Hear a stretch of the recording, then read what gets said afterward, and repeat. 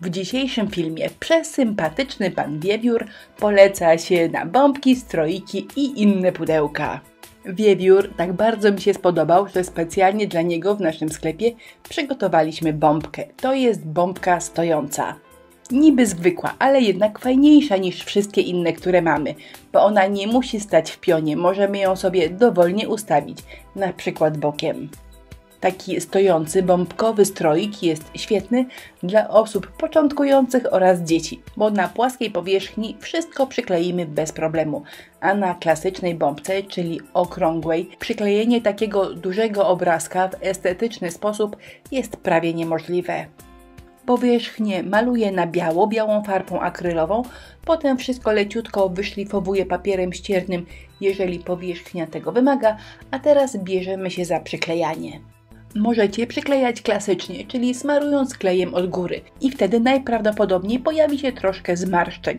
Mi to zupełnie nie przeszkadza, ale tym razem postanowiłam, że kleimy bezzmarszczkowo. Powierzchnię smarujemy cienko klejem do decoupage i dobrze, żeby to był gęsty klej. Natychmiast na mokry klej przykładamy serwetkę, na to kładziemy koszulkę do dokumentów i wszystko wygładzamy kartą kredytową.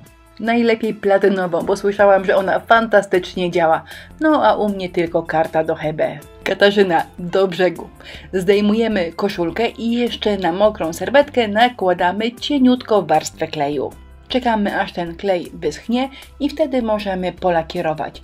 Ja lakieruję lakierem akrylowym matowym. I przyklejenie serwetki to naprawdę bułka z masłem, bo dopiero teraz pojawiają się trudne sprawy. Mózg pracuje na najwyższych obrotach, ponieważ trzeba odpowiedzieć na pytanie, w jakim kolorze ma być ramka. Brązowa, zielona, a może biała, taka śnieżna. Na szczęście wszelkie rozterki w filmie są przeze mnie pomijane, wycinane i teraz już wiem, że jedna ramka ma być jasnozielona, a druga ciemnozielona. Ja to wtedy wiedziałam, ale ostatecznie jak wszystko ozdobiłam, to mam wrażenie, że te ramki mają ten sam odcień zielonego. No trudno, lecimy dalej. Troszkę pocieniuję, bo cieniowane wszystko wygląda lepiej. Jeżeli chodzi o cieniowanie, to link do filmu jak cieniować zostawię pod filmem, a korzystając z chwili czasu troszkę się Wam wytłumaczę. Często prosicie, aby w filmach podawać numery kolorów farb, z których korzystam.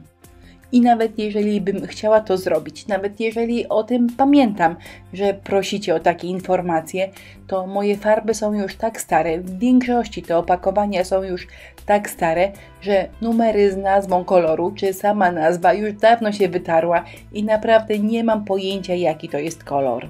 A tutaj chlapię na biało i tutaj to wiem, że nazwa farby to Cal 11.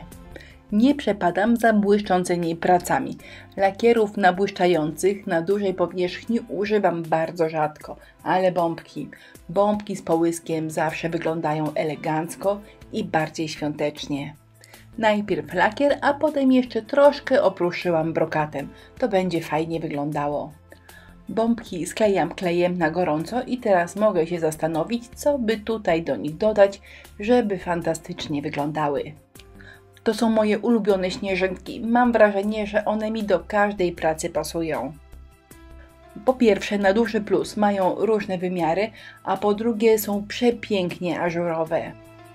Ja je tylko maluję na biało gąbeczką, a potem mokrą farbę posypuję brokatem. Przyda się jeszcze jakaś większa śnieżynka i może napis, bo napisy także wyglądają świetnie. I gałązki świąteczne, bo fajna gałązka to podstawa pięknego stroika.